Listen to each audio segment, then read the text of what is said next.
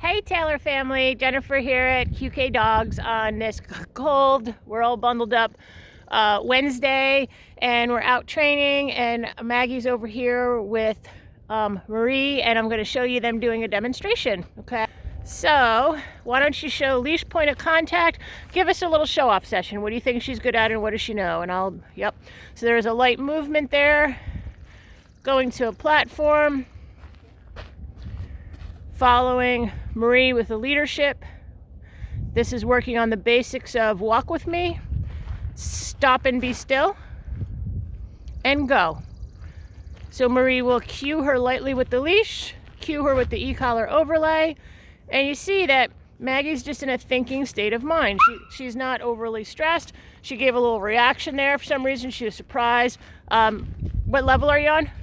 Yeah, low level, okay, low level, but she's in a higher state of being concerned, Maggie is, of having to be obedient right now. There she's doing a little bit of a bolt. She says, nope, I don't want to, and we go right back of, yep, you have to. So we use patience, persistence, repetition, looking at this dog's history, being a 4-year-old, I believe she's 4 years old, dog that didn't really have obedience enforced. She does take things to heart a little bit more of not have had to pay attention in the past or be held accountable for obedience. So we're simply holding her accountable. And even there, she showed a little bit of resistance to going right up. There she goes. So for her being, this is day 8 of her training. She's doing a nice, I'm gonna pause a minute because I'm being called on the radio. All right, I was getting called on the radio, so I grabbed that for a minute. So we see anticipatory, Maggie anticipated that Marie was going to do something and she got ready. What shows me the state of mind?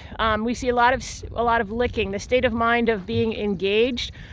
She is looking around some. She's quivering real hard. It's not because she's cold. It's because we took a 4-year-old dog and we've suddenly added a set of rules. So she's coming out with this displaced sort of anxiety of quivering, and it's a little bit of performance anxiety. She's also glancing back and forth for a way out because, again, here's a dog that's an adult dog that hasn't been held accountable for obedience. So while I'm not hugely impressed with this dog's state of mind or her work ethic right now, I'm certainly compassionate toward it and can understand. So go ahead and show me a little bit more obedience. Good. So there's, again, come to a trainer, walk with. How about you stop and do a sit? Stop and be still. Licking, I saw her lick. She's obediently looking at the handler. Go ahead and cue her to move. So what you're seeing is light leash cues, which we then can overlay to the e-collar. She's lagging behind a little bit. There's a little bit of resistance. There's a good send to a place, and she bailed out. So what you're going to see with older dogs is a lot of tendencies to want to bail out because they've been successful with it for many years. So this is where we don't dig in harder. We don't get unfair. We use patience, persistence, and repetition. We have empathy for this dog who hasn't had to pay attention. So nothing like a hugely impressive video, but this is part of the process.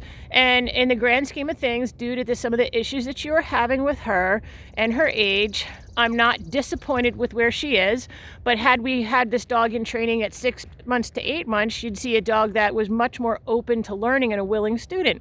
She's still in a fairly resistant state of mind. But all in all, no worries, we're coming along.